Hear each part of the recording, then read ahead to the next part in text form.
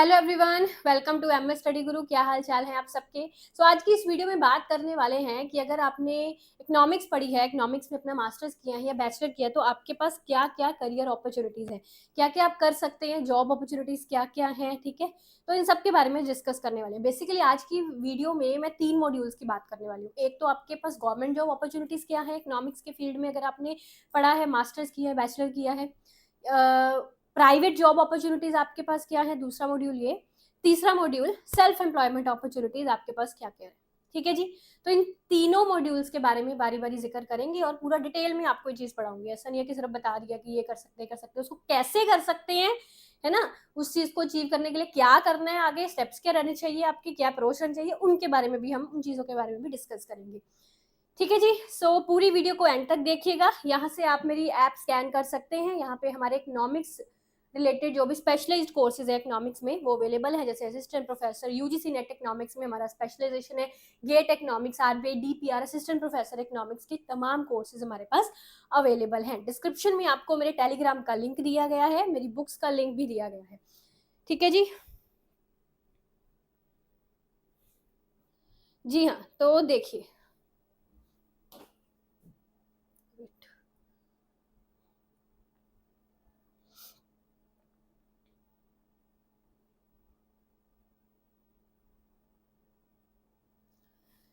जैसे मैंने कहा, हम सबसे पहले बात करेंगे गवर्नमेंट जॉब्स की। ठीक है, तो सबसे पहले इसमें आएगा आपका, इसकी हम बात करेंगे UGC net, JRF, set exams, ठीक है, या असिस्टेंट प्रोफेसर एग्जाम्स, इनके बारे में। तो देखिए, मोस्टली क्या रहता है, जिस बच्चे ने इकोनॉमिक्स में मास्टर्स की है उसकी प्रेफरेंस यही है, उसका आपके मेंटर्स अगर आपको यही गाइड करेंगे, आपने इकोनॉमिक्स में मास्टर किया है तो यूजीसी नेट का एग्जाम दीजिए। देखिए बेसिकली क्या है, यूजीसी नेट इकोनॉमिक्स का आप एग्जाम देकर असिस्टेंट प्रोफेसर के लिए एलिजिबल हो सकते हैं, या उसमें आपका पीएचडी वाला अगर कट ऑफ क्लियर होता है नेट का एग्जाम देके, तो उसमें आप पीएचडी में एनरोल भी कर सकते हैं। ठीक है, पीएचडी में भी आप, और पीएचडी कंप्लीट होने के बाद या नेट का कट ऑफ क्लियर हो जाता है या पीएचडी हो जाती है, तो आप असिस्टेंट प्रोफेसर जो है वो बन जाते हैं, है ना।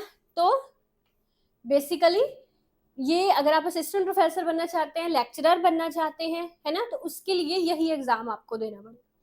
इसके अलावा कई स्टेट्स में सेट के एग्जाम, जैसे मान लो राजस्थान का सेट एग्जाम होता है, एमपी का सेट एग्जाम होता है ना, अगर उसी स्टेट में रहकर ही आपको लेक्चरर बनना है, ठीक है, तो उसी स्टेट का सेट का एग्जाम भी आप क्लियर कर सकते हो, जो कि नेट के कंपैरेटिव थोड़ा इजी भी रहता है।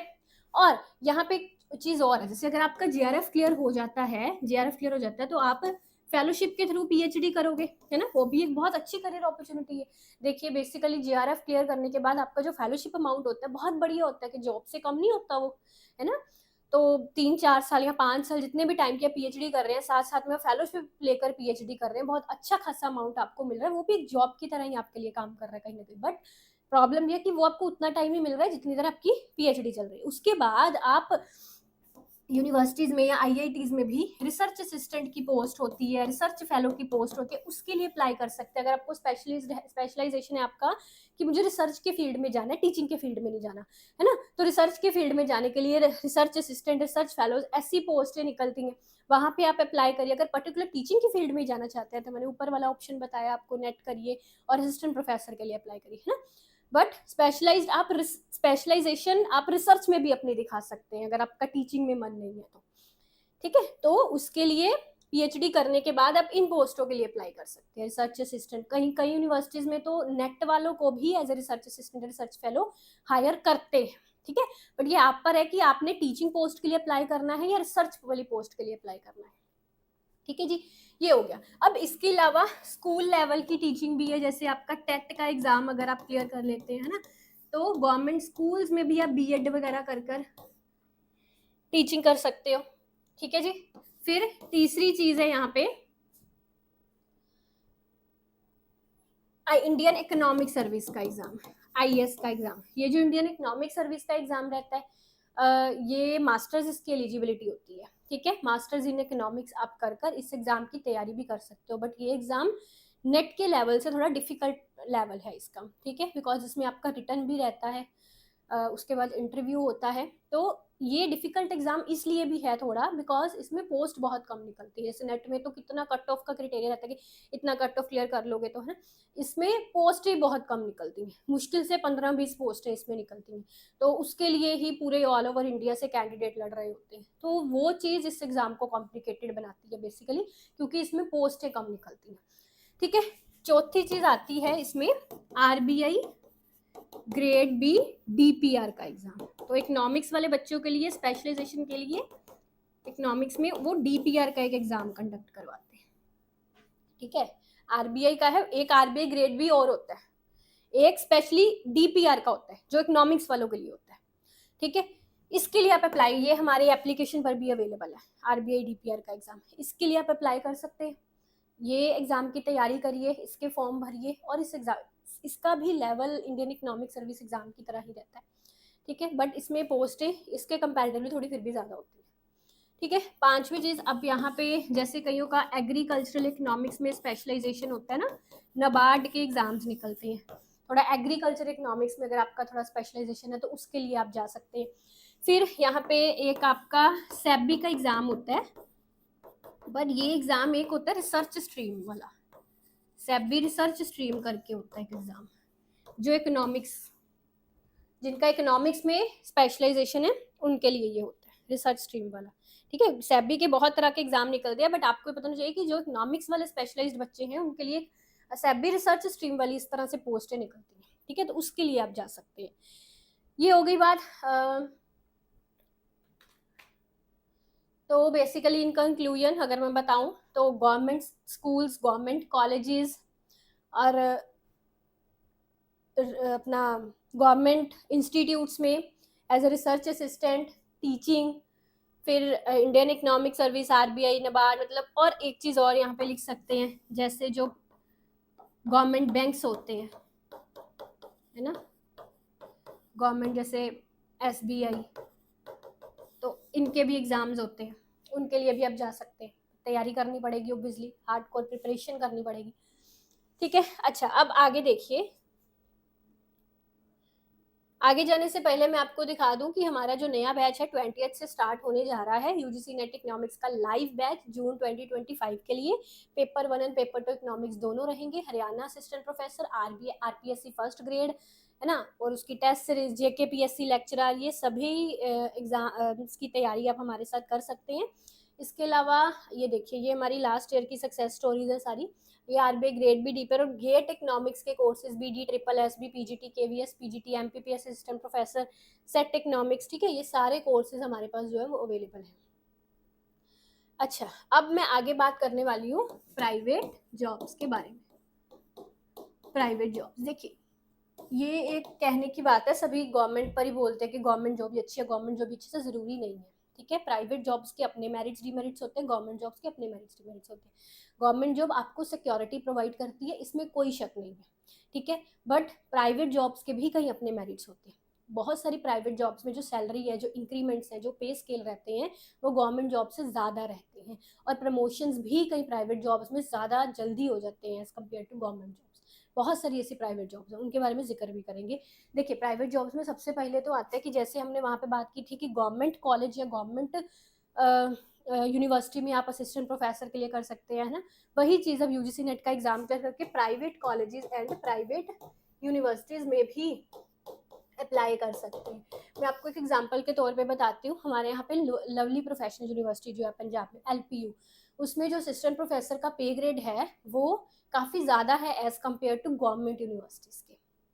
ठीक है, बिकॉज गवर्नमेंट यूनिवर्सिटीज़ में वो चीज़ रेगुलेशंस के अकॉर्डिंग चलती है, पे कमीशंस जो आती हैं उसके अकॉर्डिंगली चलती है। बट इसमें थोड़ा जो प्राइवेट यूनिवर्सिटीज़ होती है अपनी मर्जी उनकी चलती है, निगोशिएशन से आप उनसे अपना डिमांड कर सकते हैं, है ना, एक्सपेक्टेशंस उनको बता सकते हैं, तो वो चीज़ चलती है। तो बहुत सारे प्राइवेट कॉलेजेस यूनिवर्सिटीज़ में गवर्नमेंट से ज़्यादा भी देते हैं, सभी में नहीं मैं बोल रही, बट देते हैं वो तो।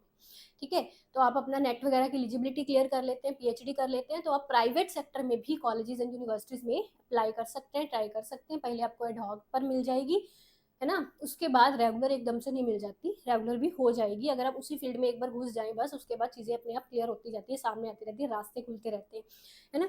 फिर अगली चीज़ आती है एजुकेटर इन एडुटेक कंपनीज। तो जैसे कि आपको पता है एडुटेक कंपनीज का ज़माना है ना, बहुत सारी एडुटेक कंपनीज जो हैं वो बन रही हैं, उनमें आप एज ए एजुकेटर भी अप्लाई कर सकते हैं। ऑनलाइन हर एडुटेक कंपनीज का वेबसाइट रहता है, वहाँ पे आप उस कंपनी में एज ए एजुकेटर भी अप्लाई कर सकते हैं, ठीक है। और अगर आपका टीचिंग स्किल, यहाँ पे बेसिकली आपकी क्वालिफिकेशन भी मैटर करती है, बट उससे भी ज़्यादा मैटर करती है आपकी टीचिंग स्किल। अगर आपका पढ़ाने का ढंग अच्छा है, आप ऑनलाइन एजुकेशन में अच्छा परफॉर्म कर सकते हैं, है ना, तो वो चीज़ आपकी यहाँ पे बहुत मैटर करती है। फिर तीसरा, ऑनलाइन या ऑफलाइन कोचिंग, ठीक है। आप ऑफलाइन कोचिंग या अपना इंस्टीट्यूशन खोल सकते हैं, ऑफलाइन कोचिंग में जा सकते हैं, या ऑफलाइन कोचिंग में, चलो अपने इंस्टीट्यूशन खोलना वो एक अलग बिजनेस आइडिया हो गया। आप किसी ऑफलाइन इंस्टीट्यूशन, कोचिंग इंस्टीट्यूशन में पढ़ा सकते हैं। ऑफलाइन कोचिंग इंस्टीट्यूशन भी, कई इंस्टीट्यूशन तो ऑफलाइन आपको कोर्स के अकॉर्डिंगली पे करते हैं, वहाँ पर भी आप पढ़ा सकते हैं। ऑनलाइन की तरफ भी जा सकते हैं, ऑफलाइन कोचिंग की तरफ भी जा सकते हैं, ठीक है। इसके अलावा हाँ, बहुत बहुत इंपॉर्टेंट चीज़ देखिए, ध्यान से समझिए, मैंने एक वीडियो सेपरेट भी इस पर बनाई थी। डाटा एनालिस्ट, ये एक बहुत अच्छी प्रोफाइल है आज की डेट में, और यकीन मानो बहुत सारी सरकारी नौकरियों से ये लाइन अच्छी है, और करोड़ों रुपए भी साल के कमा रहे हैं लोग इस प्रोफाइल में रह के। देखिए, आपको डाटा एनालिसिस की स्किल आती है, प्रोग्रामिंग लैंग्वेज एक दो आती हैं, एक्सेल पर अच्छी कमांड है, डाटा एनालिसिस अच्छा कर सकते हैं, तो आपका बहुत अच्छा फ्यूचर है इस लाइन में, ठीक है। बहुत सारी multinational companies, private limited companies demand करती हैं इकोनोमेट्रिशियन, स्टैटिस्टिशियन, इकोनॉमिस्ट, फाइनेंशियल एडवाइज़र या फाइनेंशियल एनालिस्ट, है ना, डाटा एनालिस्ट, तो इन सब की वो डिमांड करती हैं, ठीक है। तो डाटा एनालिसिस अगर आपको आता है, या सीख सकते हैं आप, डाटा एनालिसिस पर कोर्सेज बहुत अवेलेबल है आजकल, सीख सकते हैं। बिकॉज जो इकोनॉमिक्स में, जिस बच्चे ने इकोनॉमिक्स पढ़ी है उसको स्टैटिस्टिक्स, थोड़ी इकोनोमेट्रिक्स आती होती है, तो थोड़े रिग्रेशन, कोरिलेशन, बेसिक टूल्स तो उसको पता होते हैं। बाकी एक्सेल वगैरह पर अच्छा कमांड और प्रोग्रामिंग लैंग्वेज वगैरह सीखकर आप इस फील्ड में अपनी थोड़ी पकड़ बनाकर एकदम से मास्टर्स करने के बाद अब से इसमें प्रोफिशिएंट नहीं हो जाते। हाँ, अगर आपने एमएससी की है और उसमें एमएससी में आपका वो थीसिस जो होता है ना, वो आपने डिसर्टेशन लिखी है एमएससी में, रिसर्च की है एमएससी में, तो आपके लिए ये फील्ड में जाना थोड़ा आसान होगा। बट सिंपल आर्ट्स में एमए इकोनॉमिक्स किया हुआ है, कुछ डिसर्टेशन या थीसिस नहीं लिखा था आपने एमए में, रिसर्च नहीं किया था कुछ, तो इस फील्ड में जाना थोड़ा आपके लिए मुश्किल हो सकता है, ठीक है। ये चीज़ आती है। इसके अलावा प्राइवेट बैंक्स का भी ऑप्शन आपके पास रहता है, प्राइवेट बैंक्स का ऑप्शन भी आपके पास रहता है, ठीक है। आगे आते हैं तीसरी चीज पे। चलो,